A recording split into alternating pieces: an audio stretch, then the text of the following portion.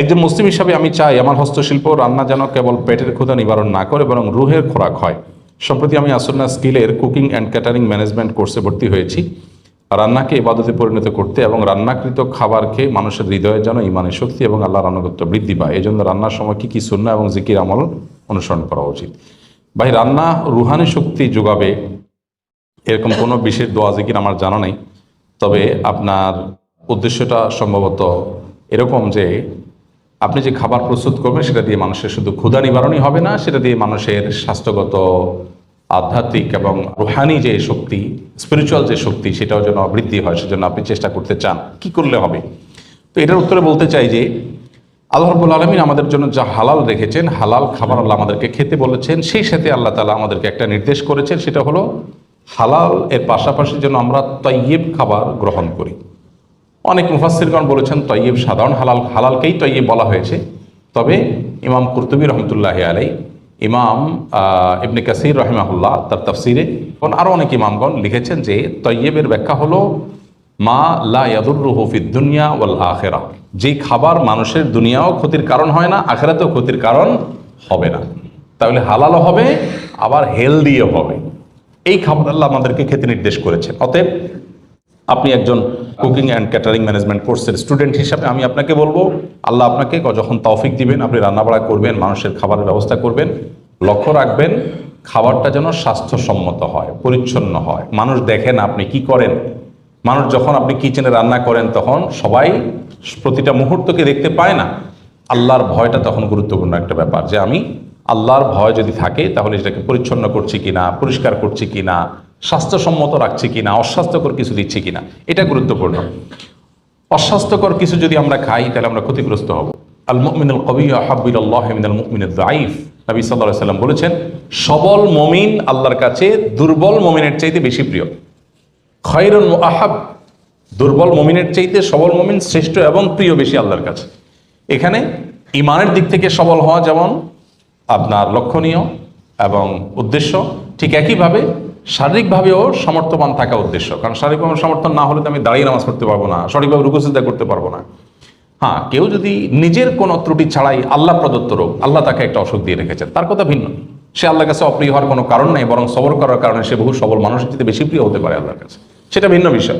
কিন্তু আমি উল্টাপাল্টা খাইলাম, খেয়ে অসুস্থ হয়ে গেলাম, ডায়াবেটিস বানালাম, বিভিন্ন রোগ আমার তৈরি হয়ে গেল, তো এটার জন্য আমি আল্লাহর কাছে অপ্রিয় থাকবো। কারণ আল্লাহ তাআলা ফিজিক্যালি আনফিট মানুষের তুলনায় যে ব্যক্তি সুস্থ সবল থাকার জন্য সচেষ্ট ছিল, প্রয়োজনীয় উদ্যোগ নিয়েছে এবং ফিট থেকেছে, সে আল্লাহর কাছে বেশি প্রিয়। কারণ তার ফিটনেস ইবাদতের জন্য কাজে লাগবে, তার ফিটনেস জিহাদের জন্য কাজে লাগবে। সো একজন ইমানদার সবল, সুস্থ, ফিট থাকার চেষ্টা করতে হবে। আপনি একজন শেফ হিসাবে আপনি চেষ্টা করবেন সেই জিনিসটা, যে মানুষ যে খাবার খাবে তাতে তার ক্ষুধা নিবারণ হবে, আবার ক্ষুধা নিবারণের পাশাপাশি যেন অস্বাস্থ্যকর না হয়, পেটে বুটবুট ফুটফুট না হয়, তার গ্যাস্ট্রিক না হয়, এই খাবারটা যেন ক্ষতিকর না হয়। আখিরাতে ক্ষতিকর হবে যদি হারাম হয়, আর দুনিয়াতে ক্ষতিকর হবে যদি অস্বাস্থ্যকর হয়। এই জন্য আল্লাহ আমাদেরকে নির্দেশ করেছেন আমরা সেই খাবার গ্রহণ করার চেষ্টা করব যে খাবারে দুনিয়াতেও ক্ষতির কারণ হবে না, আখিরাতেও ক্ষতির কারণ হবে না। আর সেই দিকটা বিবেচনা করে যদি আমরা ফুড গ্রহণ করি, ফুড ভ্যালুকে যদি আমরা এই দুইটা ক্রাইটেরিয়া বিবেচনা করি, তাহলে ইনশাআল্লাহ দুনিয়াও সুন্দর হবে, আখিরাতেও সুন্দর হবে। আজ আমরা বিশেষ করে জাঙ্ক ফুডে এত বেশি আক্রান্ত, মানে জাঙ্ক ফুডের নেশা এত বেশি আক্রান্ত আমরা, যে আমাদের কাছে এখন বার্গার, পিৎজা, তারপরে সমুচা, চানাচুর, তারপরে যা আছে এগুলো আমাদের সবচেয়ে প্রিয়। আমাদের পোলাপানের কাছে সবচেয়ে প্রিয়। পোলাপান এখন কাঁঠাল খাইতে চায় না, আম খেতে চায় না, বার্গার খেতে চায়। রুচি কি ভালো হয়েছে না নষ্ট হয়েছে? নষ্ট হয়ে গেছে। সে মনে করতেছে সে স্মার্ট হয়েছে। অনেক বাবা মা আবার গর্ব করে বলে, না না, আমটা সব খায় না, আমার বাচ্চা বার্গার খায়, বার্গার খায়। মানে ওনার বাচ্চা আপনাকে স্মার্ট আর কি। ওনার বাচ্চা যে অসুস্থ, ও বাচ্চার যে সোধবোধ নাই, সেন্স নাই, এটা উনি বোঝেনি না, যে ফুড ভ্যালু বিবেচনা করতে পারে না, কোন খাবার তার জন্য ভালো সেটা বুঝতেছে না, খেয়ে ধ্বংস হচ্ছে আর গ্যাস্ট্রিকের ওষুধ খাচ্ছে, আর আমরা একের পর এক ধ্বংস হচ্ছি। আমাদের খাদ্য শেষ হয়ে যাচ্ছে, পুরা সাপ্লাই চেইন পুরাটাই বরবাদ হয়ে গেছে। আজকেই দেখতেছিলাম যে আমাদের দেশে প্রতি বছর শুধু কেমিক্যাল আমদানি করা হয় $6 বিলিয়ন, 72 থেকে 75 হাজার কোটি টাকার।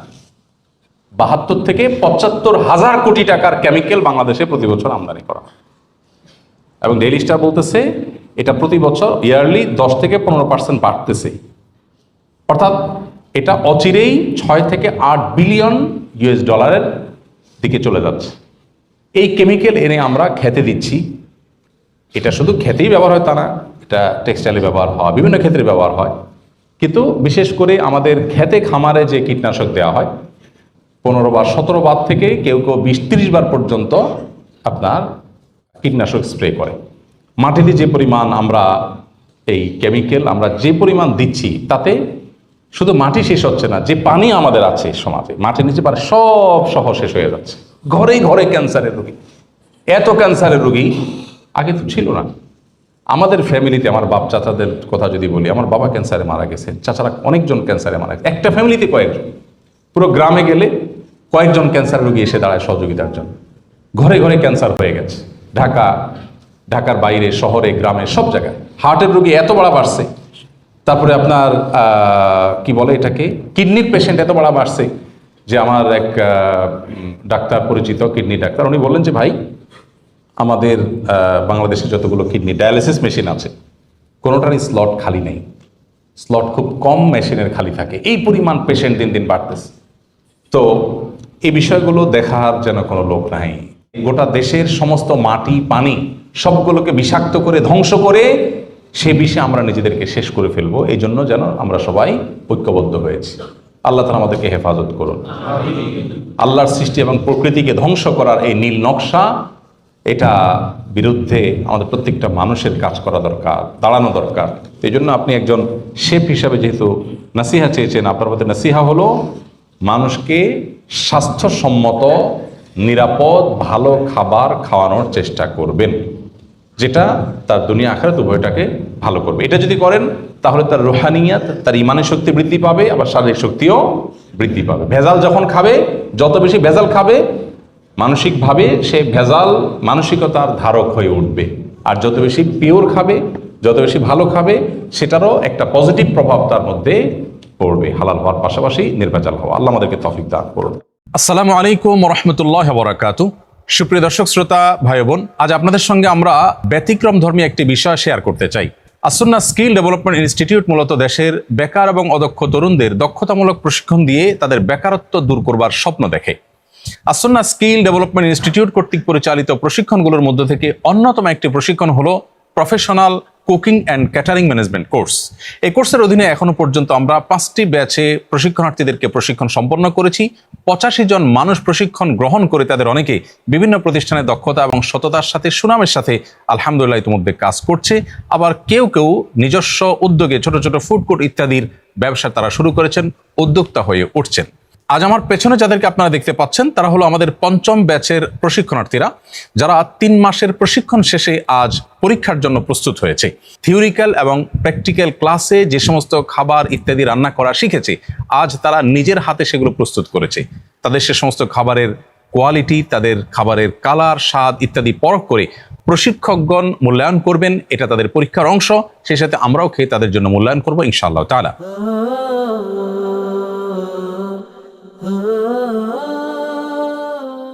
প্রিয় দর্শক, আসুন্নাহ ফাউন্ডেশন এর আসুন্নাহ স্কিল ডেভেলপমেন্ট ইনস্টিটিউট কর্তৃক পরিচালিত এই professional cooking and catering management কোর্সের অন্যতম উদ্দেশ্যই হলো নিরাপদ, স্বাস্থ্য এবং মানসম্মত খাবার প্রস্তুত করতে সক্ষম এবং আন্তর্জাতিক মান বজায় রেখে ফুড এবং ক্যাটারিং এবং কিচেন ম্যানেজমেন্ট করতে সক্ষম এমন একদল দক্ষ তরুণকে আমরা তৈরি করতে চাই, যারা এর মাধ্যমে নিজেদের জীবিকা নির্বাহ করবেন এবং দেশে মানসম্মত, যোগ্য, দক্ষ লোক গড়ে তুলে দেশের নাম সুনাম দেশের বাইরে তারা ছড়িয়ে দিতে সক্ষম হবে ইনশাআল্লাহ তাআলা। আমরা এই প্রশিক্ষণে যে সমস্ত বিষয়গুলো আমাদের প্রশিক্ষণার্থীদেরকে শিখিয়ে থাকি, আতিথেয়তা ও পর্যটন পরিষেবা, খাদ্য পানীয় প্রস্তুতের মৌলিক কৌশল, রন্ধন সরঞ্জাম ও যন্ত্র ব্যবহার, হাইজিন ও সুরক্ষা নীতিমালা, কর্মস্থল পরিচ্ছন্নতা ও জীবাণুনাশক ব্যবহার ও নিয়ন্ত্রণ, মাছ ও মাংস কাটার পদ্ধতি, সেই সাথে উপকরণ সাজানো, মাদার সস ও সুপ্রস্তুতি, বিভিন্ন রান্নার টেকনিক, তাপ ও সময় নিয়ন্ত্রণ, প্লেটিং ও গার্নিশিং কৌশল, ট্র্যাশ ও ওয়েস্ট ম্যানেজমেন্ট, খাদ্য সংরক্ষণ ও ইনভেন্টরি নিয়ন্ত্রণ, খাদ্যের পুষ্টি মূল্যায়ন ও ডায়েট চার্ট প্রস্তুতি এবং মৌলিক ইসলামী জ্ঞান, মোট এই 14টি বিষয়ে মূলত প্রশিক্ষণ দিয়ে থাকি আমরা এই সমস্ত প্রশিক্ষণার্থীদেরকে। প্রিয় দর্শক, আমাদের প্রত্যাশা এই সমস্ত প্রশিক্ষণার্থীরা ইনশাআল্লাহ এক সময় আধুনিক এবং বিশ্বমানের ফুড এবং ক্যাটারিং এবং কিচেন ম্যানেজমেন্টে দক্ষ হয়ে উঠবে এবং ইনশাআল্লাহ এক একজন বিশ্ববিখ্যাত নিরাপদ খাদ্য উদ্যোক্তা হয়ে উঠবে এবং দেশের সুনাম তারা দেশের বাইরেও ছড়িয়ে দিবে। আল্লাহ রাব্বুল আলামিন তাদের সবাইকে সেরকম জায়গায় যাওয়ার তৌফিক দান করুন। আমাদের বেকারদের বেকারত্ব দূর করে দিন। আসন্না ফাউন্ডেশনের সকল স্বপ্নকে আল্লাহ তাআলা যথাযথভাবে পূরণ করার তৌফিক দান করুন। আমি বিশেষভাবে ধন্যবাদ দিতে চাই আমাদের প্রশিক্ষকবৃন্দকে, যারা অক্লান্ত পরিশ্রম করে সমস্ত প্রশিক্ষণার্থীদেরকে তৈরি করেছেন এবং তাদের রান্না করা খাবার খেয়ে আজকে আমার যে অনুভূতি, সেজন্য আমি আল্লাহর কাছে শুকরিয়া আদায় করছি। অত্যন্ত সুস্বাদু এবং দেখতে অত্যন্ত চমৎকার খাবার তারা প্রস্তুত করেছেন। আল্লাহ তাআলা তাদের হাতে আরো বেশি বারাকা দান করুন, তাদের জন্য সে দোয়া রইল। আসসালামু আলাইকুম ওয়া রাহমাতুল্লাহি ওয়া বারাকাতুহু। 2026 সালে এসএসসি এবং দাখিল পরীক্ষার ফলাফল প্রকাশিত হয়েছে। এ উপলক্ষে শিক্ষার্থী এবং অভিভাবকদের উদ্দেশ্যে কিছু নাসিহা করুন প্লিজ। 2026 সনে যে সমস্ত পরীক্ষার্থীরা পরীক্ষা দিয়েছেন, এসএসসি এবং দাখিল সমমানের পরীক্ষা যারা দিয়েছেন, তাদের ফলাফল প্রকাশের পর যারা ফলাফল ভালো করেছেন তাদের উচিত আল্লাহকে শুকরিয়া জানানো এবং এই প্রাপ্তিটা সম্পূর্ণ আল্লাহর অনুগ্রহ হিসাবে বিবেচনা করা। তাতে মানুষ অহংকার থেকে মুক্ত থাকবে।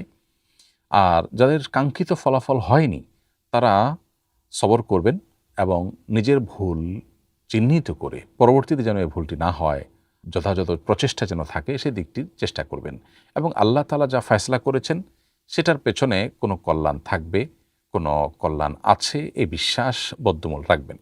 তাতে মনের কষ্টের পরিমাণ কমবে, হতাশা থাকবে না এবং সামনে অগ্রসর হওয়ার জন্য মানসিক শক্তি সঞ্চয় হবে।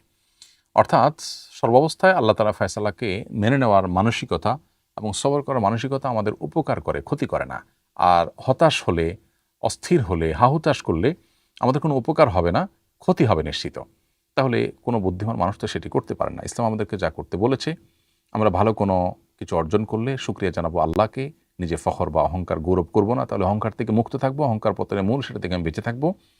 আর যদি আল্লাহ কখনো আমার কাঙ্ক্ষিত ফলাফল না দেন তাহলে সেক্ষেত্রেও আল্লাহর ফয়সালাকে মেনে নিয়ে নিজের কোনো ত্রুটি বিচ্যুতি আছে এটাকে সংশোধন করব এবং বিশ্বাস রাখবো যে অনেক অপ্রাপ্তির পেছনে কল্যাণ লুকাইতে থাকে। আপনি বলতে পারেন যে পরীক্ষা ভালো ফলাফল করেন, এখানে আবার কী কল্যাণ থাকতে পারে? এটি বোঝার জন্য অনেক সময় বছরকে বছর, যুগের পর যুগ অপেক্ষাও করা লাগে যে এই অকল্যাণ থেকে আমার এটি হয়েছে, এই কল্যাণটা হলে আমার এই সমস্যা হতে পারত। আল্লাহর ফয়সালাকে সবসময় কল্যাণকর ভেবে বিশ্বাস করে নিজেকে সবসময় সান্ত্বনা দেওয়ার চেষ্টা করার মাধ্যমে আমাদের মানসিক শক্তি বৃদ্ধি পাবে। এরপর আমরা ভালো করতে পারবো। আর যদি আমরা হাহুতাশ করি তাহলে ক্ষতি হবে, ভালো কিছু হবে না। বিধায় জিনিসটা আমাদের খেয়াল করা দরকার। অভিভাবকরা সন্তানদেরকে অন্য সন্তানদের সাথে তুলনা করে তাদেরকে ছোট করা, তাদেরকে অতিরিক্ত প্রেশার দেওয়া, তাদেরকে হতাশার মধ্যে নিমজ্জিত করে ফেলাটা অনুচিত। সন্তানের জীবনে এই পরীক্ষাগুলো ভালো ফলাফল করা দরকার, কিন্তু এগুলো না করলে যে তাদের জীবন একেবারে পানিতে নিমজ্জিত হয়ে যায়, তাদের জীবন ধ্বংস হয়ে যাবে সেরকম না। বরং তারা যেন যথাযথ প্রচেষ্টা করে, পড়ালেখা ঠিকমতো করে, অলসতা না করে, সেজন্য তাদেরকে বলা যেতে পারে, শাসন করা যেতে পারে, সংশোধনী দেওয়া যেতে পারে। কিন্তু চেষ্টার পরও যদি ভালো ফলাফল না হয় তাহলে সেটাকে ওয়েলকাম করার মানসিকতা থাকতে হবে অভিভাবকদের মধ্যে। যদি না হয় তাহলে সেটা খুবই ভয়াবহ বিষয়। আল্লাহর ফয়সালা মেনে না নেওয়ার মতো একটা ব্যাপার এবং এরকম অতি চাহিদা এবং দুনিয়ার ব্যাপারে খাই ভাবটা মূলত আমাদের বস্তুবাদী মানসিকতা থেকেই হয়ে থাকে। সন্তানদের দুঃসময় তাদের পাশে দাঁড়ানো দরকার, আবার একই সাথে তাদের কোনো অলসতা থাকলে সেই জায়গাটাকে চিহ্নিত করে সেটাকে অ্যাড্রেস করে তাদেরকে নাসিহা করা এবং তাদের জন্য বিভিন্ন উদ্যোগ নেওয়া যেতে পারে। এক কথায় দুনিয়ার এই পরীক্ষাই সব কিছু নয়। কত মানুষ ভালো ফলাফল করে কিছুই করতে পারেনি, অতএব যারা ভালো ফলাফল করেছেন তাদের অহংকার করার কিছু নেই। আবার অনেকে আছেন তেমন কোনো ভালো ফলাফল না করেও জীবনে অনেক কিছু করতে পেরেছেন আল্লাহর তৌফিকে। এজন্য তাদের হতাশ হলে চলবে না। দোয়া করি আল্লাহ তাআলা যাদের ভালো ফলাফল দিয়েছেন তারা যেন সামনে আরও ভালো করতে পারেন এবং ঈমান আমলের সাথে চলতে পারেন। যারা ভালো ফলাফল করতে পারেন নাই তারা যেন নিজেদেরকে ধৈর্যশীলদের কাতারে রাখতে পারেন এবং সামনে ভালো কিছু করার তৌফিক দান করেন।